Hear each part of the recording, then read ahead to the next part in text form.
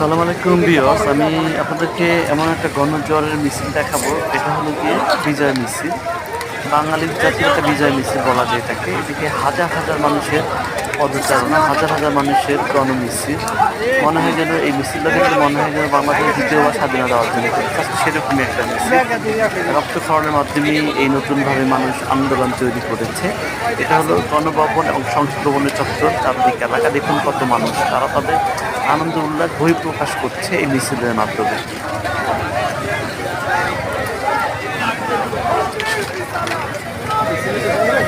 তবে আল্লাহ কাছে শুকরিয়া আদায় করছি, এই মিছিলে আমিও একত্রিত হতে পেরেছি।